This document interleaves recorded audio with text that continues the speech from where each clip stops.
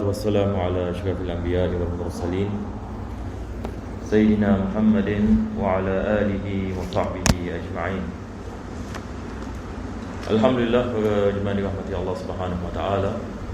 Pertama dan utama sekali kita memanjatkan kesyukuran kita kepada Allah dapat kita berkumpul pada hari yang bahagia ini. Untuk pengetahuan kita telah masuk pada hari Rabu yang terakhir daripada bulan Safar. Ada peristiwa yang penting yang perlu kita memahami akan munasabah Rabu yang terakhir daripada bulan Safar. Maka ia diriwayatkan bahawasanya Nabi SAW beliau keluar daripada rumahnya untuk hijrah ke Madinah pada malam Rabu. Seperti mana kita mengetahui kisah Nabi SAW sebelum dia keluar daripada rumahnya, dia memerintahkan Sayyidina Ali bin Abi Talib untuk tidur di tempat yang disebabkan kaum Quraisy nak membunuhnya. Jadi apa yang berlaku adalah Nabi SAW keluar daripada rumahnya dalam keadaan mereka sedang tidur. Ini yang beliau membaca, waja'alna min baini aydihim saddan wa min khalfihim sadda faghshaynahum fahum la yubsirun. Sebab ini pemuda-pemuda ini keliling rumah Nabi SAW untuk membunuhnya, tetapi mereka tidak mengetahui yang Nabi sudah keluar daripada rumahnya. Maka munasabah ini bagi hari Rabu ini dikatakan seperti mana disebutkan oleh Al-Imam Suyuti sebagai misal dalam kitab Jami' As-Saghir. Ini yang seperti mana saya post dalam WhatsApp group kenal dengan apa yang disebutkan oleh Habib Salim sebagai misal. Yang ini dikatakan pada hari ini turunnya bala. Maka sebagai seorang Muslim harus ini kita melakukan sesuatu untuk kita berdoa kepada Allah Subhanahu Wa Taala supaya kita selamat ini daripada bala dan bencana, insya-Allah taala. Jadi itu adalah kepentingan ini hari ini, malam yang kita sedang ini berada di dalamnya, dan kita mengambil kesempatan ini insya-Allah kita berada pada majlis yang baik, tempat yang baik.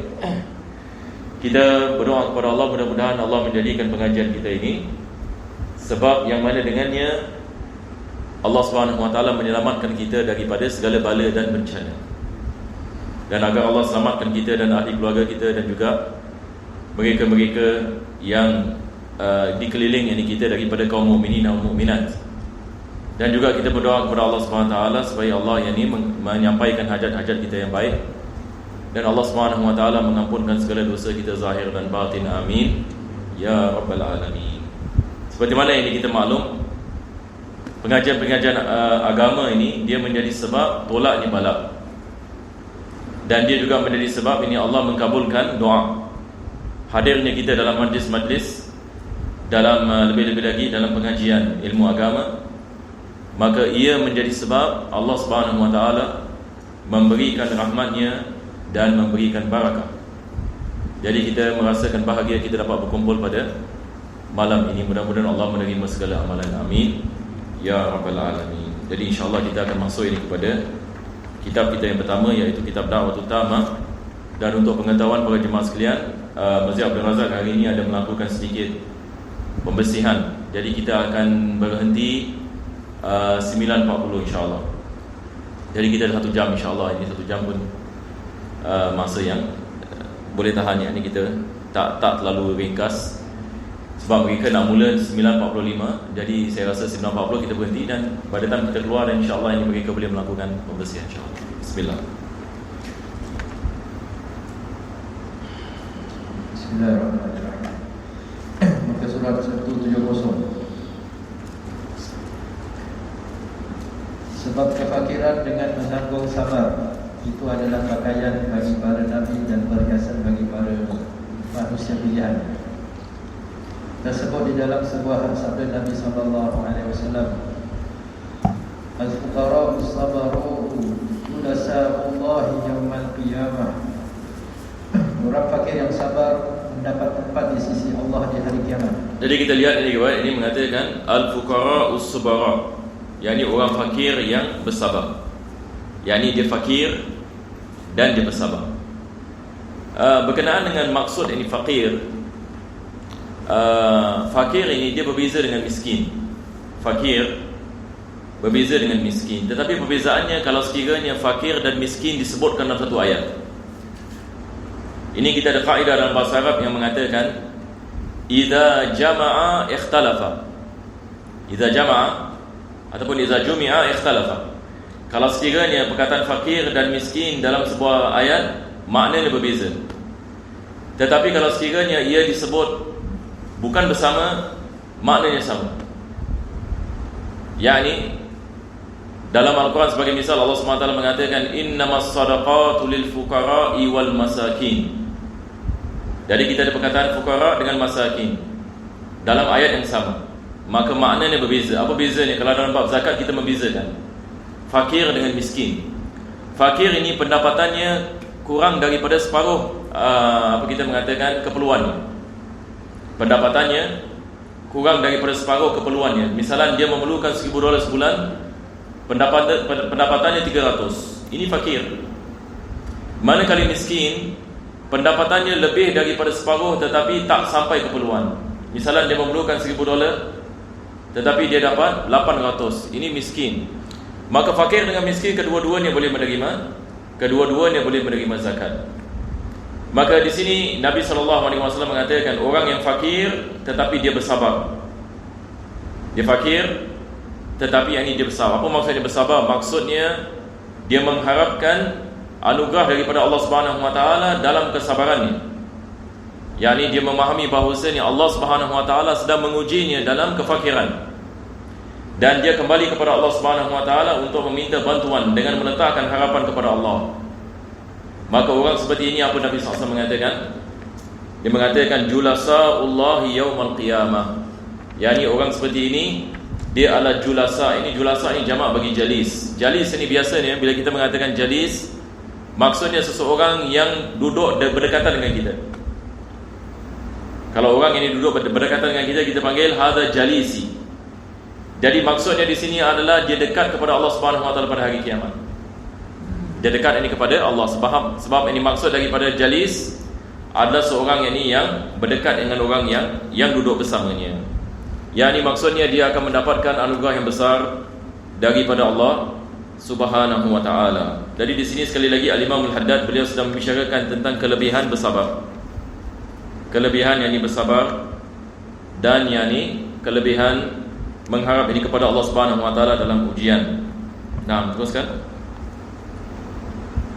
Berkata Nabi sallallahu alaihi wasallam, Allahu yaduzu 'abdahu al-mu'mina 'anil dunya kama yaduzu ar-ra'i syafiqu ibilahu 'an marati'il umrah. Allah akan melindungi hamba-Nya yang mukmin daripada dunia seperti mana penggembala ternakan yang sayangkan unta-untanya dari tempat-tempat yang berbahaya.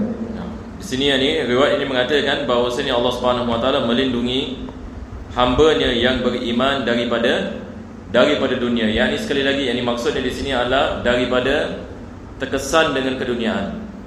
Daripada terkesan dengan keduniaan. Sebab di sini kita mengatakan apa yang menjadi masalah adalah apabila manusia terkesan dengan dunia. Apabila manusia terkesan dengan selain Allah Subhanahu Wa Taala. Dunia ini dia adalah ujian daripada Allah Subhanahu Wa Taala. Harta adalah ujian.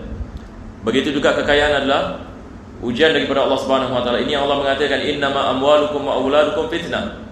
Sesungguhnya harta kamu dan anak-anak kamu dia adalah ujian daripada Allah Subhanahu Wa Taala. Maka Allah memberikan taufik dan hidayah kepada hamba-hamba yang beriman daripada terkena dengan fitnah ini. Yang maksudnya terkena dengan terkesan dengan keduniaan sehingga kan dia melupa kepada Allah Subhanahu Wa Taala. Maka Allah menjaga hamba yang beriman daripada situasi ini.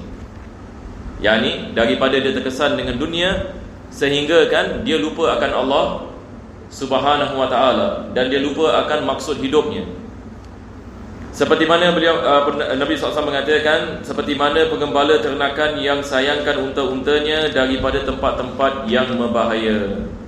Jadi satu orang ini penggembala, dia akan menjaga unta-untanya dan kambing-kambingnya daripada terjerumus misalnya dalam lembah.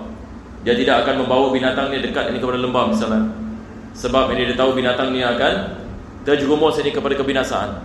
Maka begitu Allah ini akan menjaga hamba-hambanya yang beriman. Maka sekali lagi Al-Imam Al-Haddad mengajarkan kepada kita kepentingan kita berjaga-jaga daripada terkesan yang ini dengan selain Allah Subhanahu Wa Taala. Kalau ulama tasawuf ini mereka mengatakan, Al-Imam Ahmad Dabli misalnya ini dalam Kharidah Bahiyah, dia mengatakan khallis qalbaka minal aghyar. Khallis qalbaka minal aghyar, yakni kosongkanlah hati kamu daripada aghyar, selain Allah. Kosongkan hati kamu daripada selain Allah Subhanahu Wa Taala. Yakni bagaimana kita nak mengeluarkan kebesaran dunia dan nak memasukkan kebesaran Allah Subhanahu Wa Taala. Ini adalah usaha kita. Bagaimana kita nak memasukkan kebesaran Allah dan kita mengeluarkan kebesaran ghairullah. Ini adalah usaha yakni para ulama dan para awliya Allah Subhanahu Wa Taala, sehingga kan mereka sampai kepada tahap ini keyakinan. Mudah-mudahan Allah memberikan kepada kita taufik ini, insya-Allah. Nah, teruskan.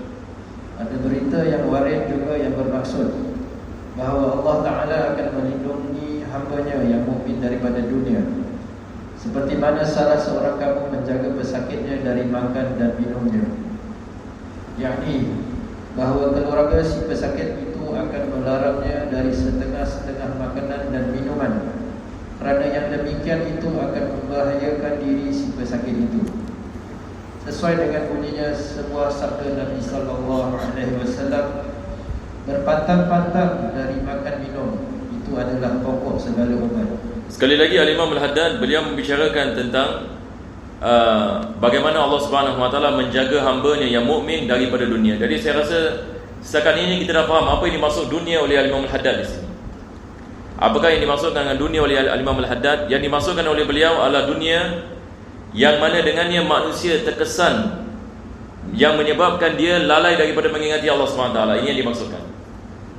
Sebab kalau tidak, ini kesemuanya adalah dunia. Betul ke tidak? Ini kita, apabila kita menjalankan kehidupan kita, kita tidak boleh terlepas daripada kita interaksi dengan dunia ini. Tetapi yang dimaksudkan di sini adalah keduniaan yang mana melepakan manusia daripada mengingati Allah Subhanahu Wa Taala. Maka dia memberikan, yakni seperti mana yang ini diwariskan bahawasanya Allah SWT melindungi hamba-Nya yang mukmin daripada dunia, seperti mana kamu menjaga pesakit daripada makan dan minumnya. Yakni maksudnya orang ini di bawah jagaan Allah Subhanahu Wa Taala, iaitu keluarga si pesakit itu akan melarangnya daripada setengah-setengah makanan dan minuman. Apa sebabnya? Sekarang kalau kita misalnya kita ada orang yang sakit, ada jenis makanan dia tidak boleh makan, ada jenis makanan dia boleh makan. Jadi kalau dia memakan makanan yang menyebabkan dia binasa, maka ini adalah perkara yang dielakkan. Jadi di sini penulis ini beliau mengatakan sama juga dengan seorang mukmin. Apabila dia bermuamalah dengan dunia ini, ada perkara-perkara yang dia nak kena berjaga-jaga. Sebab ada perkara-perkara yang boleh membinasakan. Ada perkara-perkara yang akan memberikan kepadanya jalan keluar. Maka seorang mukmin sentiasa berjaga-jaga apabila dia berhadapan dengan keduniaan, sebab di dalam keduniaan ada benda-benda yang dapat membinasakan manusia kalau sekiranya manusia tidak yakni berjaga-jaga. Nah, lantaran dunia itu dalam pandangan Allah Subhanahu Wa Taala. Afwan, sebelum itu juga ada pepatah di sini. Seperti mana Nabi SAW ini mengatakan, pokok segala obat adalah berpantang-pantang. Ini maksudnya at-tawaqi. Ini kita ada hadis yang berkenaan dengan perkara ini. Nabi mengatakan menjaga diri kita daripada memakan makanan yang merosakkan badan kita, ini sendiri adalah obat. Jadi obat yang paling baik sekali adalah kita menghindarkan diri kita daripada memakan ataupun melakukan perkara-perkara yang merosakkan badan. Jadi ini dia dikatakan ini at-tawaqi khairun minad dawa. yakni menjaga diri kita daripada penyakit-penyakit lebih baik ini daripada obat itu sendiri. Macam apa dalam bahasa Inggeris mereka mengatakan misalnya prevention is better than cure. Ini daripada hadis ini. Prevention is better than cure. Jadi maksudnya di sini yakni dia kaitkan dengan keduniaan. Yakni terkesan dengan keduniaan yang melalaikan manusia daripada Allah, menjauhkan perkara ini, dia akan menyelamatkan ini manusia daripada yakni musibah. Nah,